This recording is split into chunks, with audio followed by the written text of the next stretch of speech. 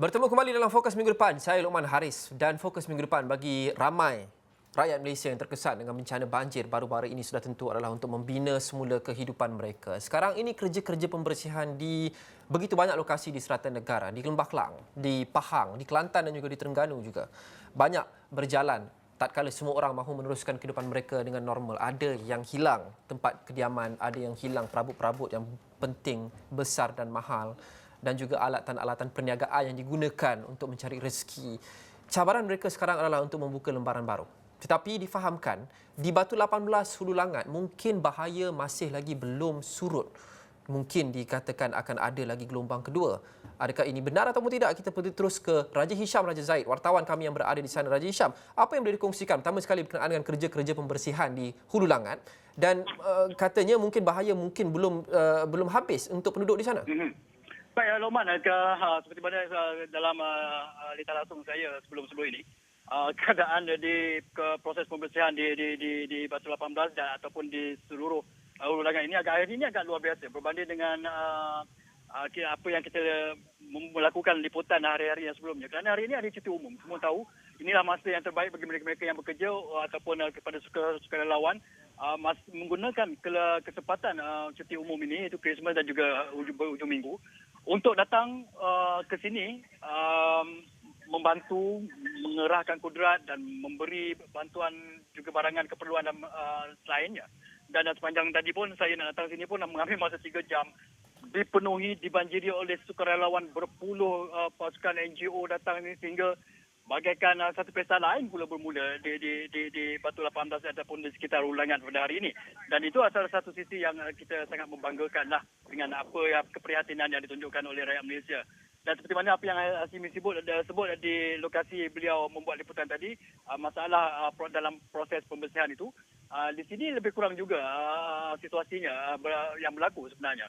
Kerana bekalan air di kawasan ini masih lagi berada pada tahap yang rendah dan menyebabkan agak sukar juga proses pembersihan itu dilakukan memandangkan tahap lumpur yang begitu tinggi sebenarnya. Tetapi walau apapun, apa yang saya perhatikan, proses pembersihan itu berjalan dengan baik juga dan akhirnya rata-rata rumah ataupun premis kediaman penduduk di sekitar ini dapatlah dibersihkan dengan baik. Dan pagi tadi pun bila saya sampai di sini pun dah tengah hari juga. Seakan-akan mereka ini bagaikan siapa cepat dia dapat. Masing-masing berebut untuk membersihkan rumah kediaman penduduk di sini, dan itu adalah sisi yang menarik. Dan Lokman, selain daripada itu juga bukan sahaja proses pembersihan dan penyampaian keperluan barangan dan sebagainya yang ada di sini. Ada sebilangan mereka yang memahami masalah lain seperti kerosakan motosikal, perabot, dan sebahagian mereka memang membentuk satu kumpulan untuk khas membaiki motosikal penduduk secara percuma yang ditenggelami air, yang mereka telah menghantar kepada mereka ini dan datang dari jauh. Temu buat tadi datang dari Terengganu yang khas untuk datang untuk membaiki motosikal penduduk kampung di sini. Dan ini juga adalah satu sikap terpuji, Lokman. Dan Lokman, apa yang menjadi kegusaran ramai ketika ini, di mana yang kita takutkan sebelum ini gelombang kedua mungkinkah dia akan datang. Setelah beberapa hari saya membuat liputan di sini, keadaan di sini agak panas, tidak ada hujan alhamdulillah sebelum ini, 2-3 hari sebelum ini. Tetapi petang ini agak berbeza.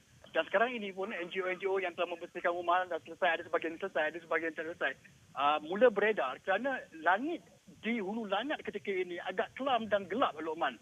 Dan angin kencang bertiup ketika ini agak merisaukan juga. Kita tertakut dalam proses yang masih lagi berlangsung ini dan belum lagi habis, penduduk dan juga orang ramai yang ada berada di sini agak-agak risau sebab jika melihat pada langit agak gelap ini, kemungkinan ribut itu mungkin datang kembali pada hari ini. Itu yang kita risaukan, Lokman. Jika itu berlaku, apa backup plan yang ada di situ untuk penduduk yang berada di situ, Raja Hisham? Adakah mereka boleh dipindahkan semula ke PPS dengan cepat? Semua yang penting boleh diselamatkan atau bagaimana? Saya bertanyakan juga kepada penduduk di sini tadi yang ada dengan saya lah di Batu 18 ini. Buat masa ini mereka terpaksa menunggu. Sebab rumah mereka pun masih lagi dalam proses pembersihan dan mengeluarkan sampah-sampah ni belum lagi habis penuhnya, Lokman, sebenarnya. Tetapi jika berlaku hujan yang agak luar biasa seperti sebelum ini, mereka sebenarnya tidak ada pilihan. Kerana kalau dilihat pada kesan level ataupun paras air yang naik sebelum ini, agak menakutkan sebenarnya, dan saya sebenarnya berada di berhampiran dengan kediaman mereka yang tinggal di tebing sungai ini. Dan mereka memberitahu bahawa jika sekali lagi memang tak ada pilihan, Lokman, mereka terpaksa keluar lebih awal kerana mempelajari apa yang telah berlaku minggu lalu di sini, sebab kadar kenaikan air jika berlaku apa yang minggu lepas itu berlaku lagi, mereka merasakan kalau kali kedua ni mereka tidak lagi mempunyai nasib yang cukup baik seperti mana sebelum ini. Kerana sebelum ini mereka dua rumah yang saya tanya, mereka terpaksa menunggu sehingga 2 hari kerana bantuan tidak masuk. Tetapi sekarang ini di luar sana ada juga pihak berkuasa dan pihak yang bertanggungjawab ni masih ada lagi lah ketika ini. Tapi kalau dalam pada skala yang begitu besar dan melibatkan individu yang begitu ramai pun, kita tidak fikir mampu melakukan sesuatu dengan begitu pantas sekiranya pada saat air naik begitu drastis, Oman. Itu yang kita risau sekarang ni.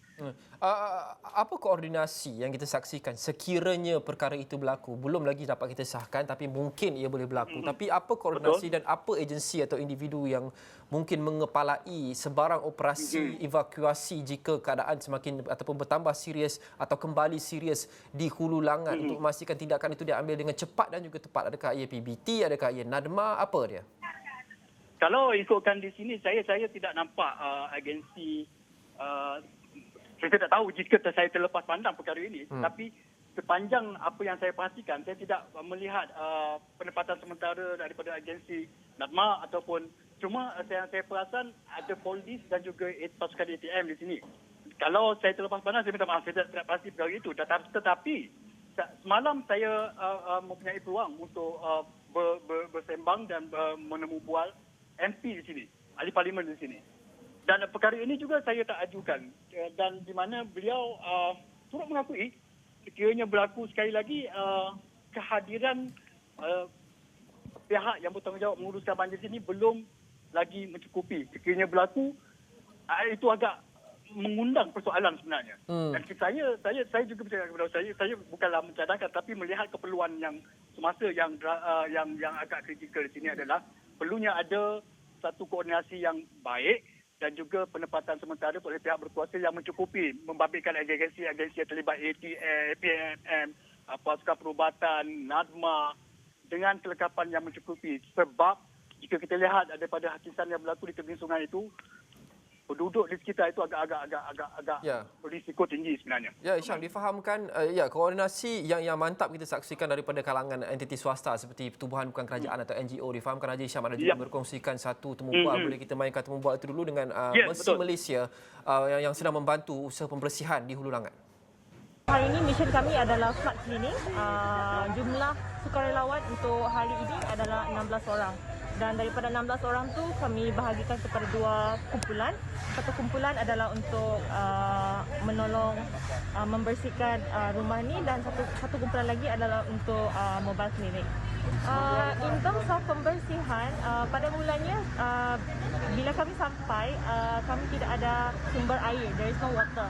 So when there is no water, kami tidak dapat untuk membersihkan semua selut-selut dan all the mud.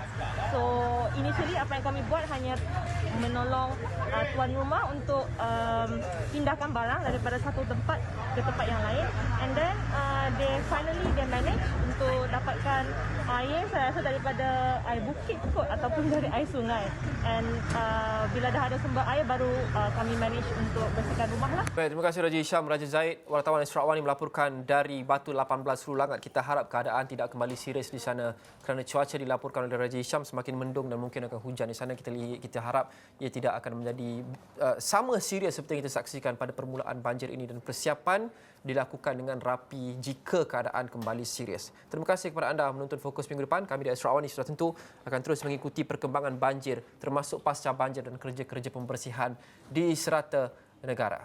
Kita jumpa lagi. Assalamualaikum dan salam hormat.